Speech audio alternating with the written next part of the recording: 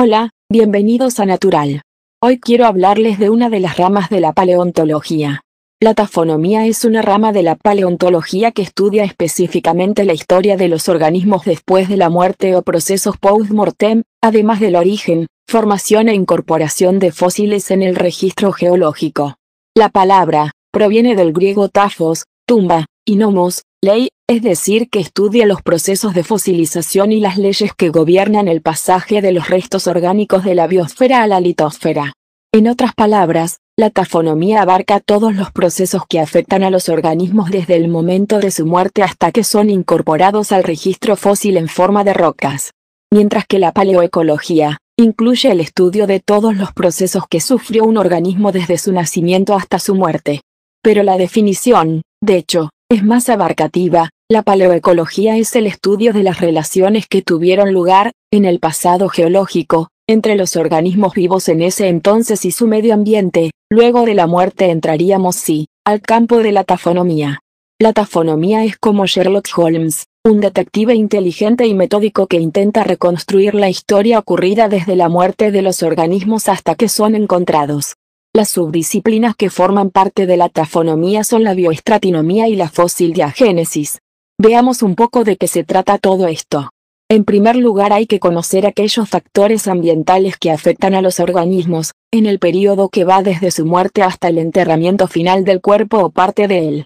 De esto, entre otras cuestiones, se ocupa la bioestratinomía. Esta rama de la ciencia podemos definirla como los procesos que tuvieron lugar mientras los restos estuvieron al descubierto. Nos puede dar información acerca de las causas de la muerte del organismo, el agente y el tipo de transporte que sufrió hasta su enterramiento y el tipo de sedimentación del medio. Los factores que intervienen durante esta etapa pueden ser mecánicos, como las corrientes de agua o la abrasión por viento. En algunos casos, las partes mineralizadas pueden disolverse dependiendo, por ejemplo, de la acidez del agua y en ese caso serían factores químicos, o por último pueden ser de tipo biológicos como la bioerosión que puede destruir o debilitar las partes duras. En la segunda etapa, hay que tener en cuenta los procesos físicos, químicos y biológicos que ocurren desde el enterramiento hasta su descubrimiento. Podemos englobar este conjunto en lo que denominamos la fósil diagénesis, la transformación de los restos por procesos físicos y químicos dentro del sedimento que lo contiene.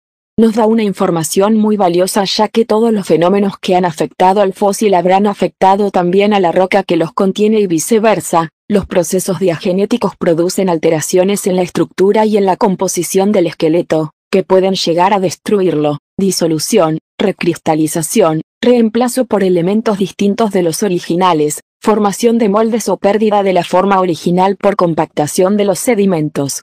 El camino que recorre un organismo desde que muere hasta que es encontrado en el campo, es muy largo y está marcado por una compleja serie de procesos de alteración, reestructuración y degradación del material biogénico original, en su adaptación a las condiciones del ambiente sedimentario, que puede dar como resultados la pérdida total, o parcial o su perfecta conservación en forma de fósiles.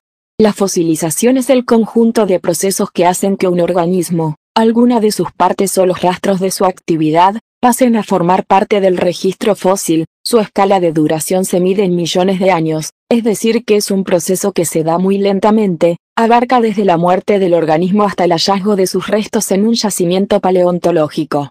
Comienza tras la muerte del organismo y tiene mayores probabilidades de terminar con éxito si el enterramiento de los restos se lleva a cabo lo antes posible. Un enterramiento rápido y en ausencia de oxígeno son las condiciones más importantes para que puedan producirse fósiles de especímenes completos.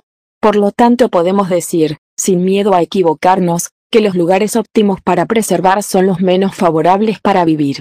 Por ejemplo, si un organismo muere en un bosque, automáticamente atraerá a carroñeros, o naturalmente los organismos descomponedores empezarán a actuar sobre él, pero si es transportado por un río, a un lugar sin oxígeno donde la vida está ausente o si es sepultado rápidamente por una avalancha de sedimento, su potencial de preservación aumenta. La premisa principal para obtener restos fósiles es que haya aislamiento de su ambiente natural.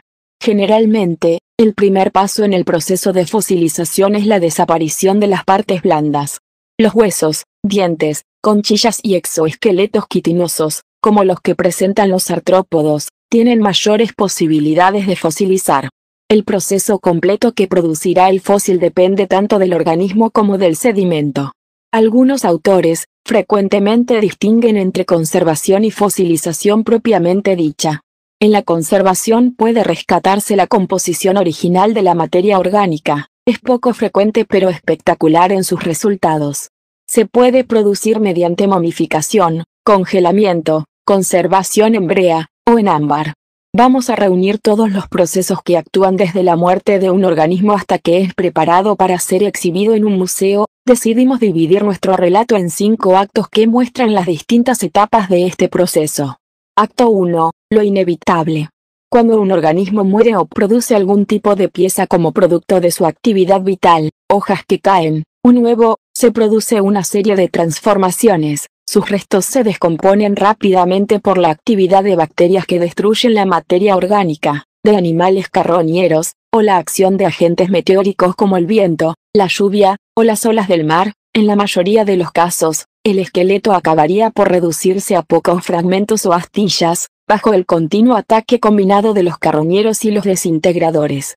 Acto 2. El enterramiento. Los lugares más apropiados para la fosilización son océanos y lagos, donde los depósitos sedimentarios, como areniscas y piedras calizas, se acumulan gradualmente. Sin embargo, los restos fósiles no son exclusivos de los ambientes marinos y lacustres y se han encontrado en casi todos los ambientes. Como mencionamos, todo cuerpo que cae en aguas anóxicas del fondo queda protegido de los carroñeros. Los esqueletos se conservan completos y con sus articulaciones, es decir, con los huesos conectados entre sí. Los animales más pequeños que caen en estos lodos suelen preservarse casi a la perfección, incluso con indicios de la piel y los órganos internos. Por el contrario, si el esqueleto acaba en un depósito de sedimentos, como el lecho de un río, la desembocadura de un delta, un banco de arena o un campo de dunas, es posible que sea enterrado, debajo de la arena o del barro. En ciertas condiciones, los sedimentos se depositarán con la suficiente rapidez como para sepultar el esqueleto a varios metros de profundidad al cabo de pocos años. Los siguientes 3 actos se los cuento en el próximo video. Muchas gracias por verlo, dale like y suscríbete. Hasta la próxima.